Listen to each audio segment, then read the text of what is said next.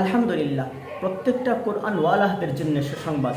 আল্লাহ পাক রব্বুল আলামিন বলেন, থুম্মা উরাসনাল কিতাব আল্লাযীনা ইসতাফাইনা মিন ইবাদিনা ফামিনহুম যালিমুন লিনাফসি ওয়া মিনহুম মুকতাসিদ ওয়া মিনহুম সাবিকুম বিল খায়রাতি বিইذনিল্লাহ যালিকা হুয়াল ফাদলুল কাবীর। আল্লাহ বলেন, আমি যাদেরকে পছন্দ করেছি, আমি যাদেরকে নির্বাচিত করেছি, তাদেরকে আমি কোরআনওয়ালা বানিয়েছি, তাদেরকে কোরআনের অধিকারী বানিয়েছি। কিন্তু তারপর মানুষ তিনটা দলে বিভক্ত হয়ে গেছে। এক নাম্বার, ফামিনহুম যালিমুন লিনাফসি, কোরআন পাওয়ার পরও একটা দল তারা নিজেদের উপরে নিজেরা জুলুম করেছে।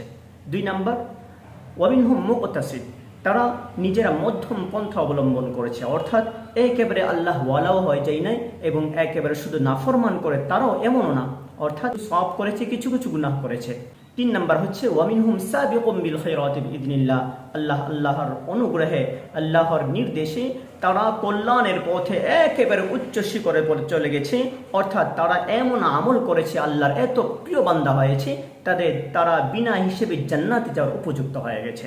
আল্লাহ বলেন, এই যে করেছে সেটা হচ্ছে যালিকা হুয়াল ফাদলুল কাবীর, আল্লাহর মহান অনুগ্রহ সেটা। প্রথমত আল্লাহ তো আমাদেরকে নির্বাচন করেছেনই। আল্লাহ যেহেতু নির্বাচন করেছেন, আল্লাহ নিজে পছন্দ করে আমাদেরকে কোরআনওয়ালা বানিয়েছেন, তাহলে আমরা এতটুকু আশাও করতে পারি, একটু চেষ্টা করলে আল্লাহ পাকের হুকুম হবে, আল্লাহ আমাদেরকে বিনা হিসেবে জান্নাতে যাওয়ার উপযুক্ত আল্লাহ আমাদেরকে করে ফেলবে ইনশাআল্লাহ। আর এতটুকু আমরা পারবো, বিনা হিসেবে জান্নাতে যাওয়ার উপযুক্ত আমরা অবশ্যই আছি। এই জন্যই আল্লাহ আমাদেরকে কবুল করেছেন, শুধুমাত্র একটু মেহনত করা, বাকি কবুল করবে আল্লাহ।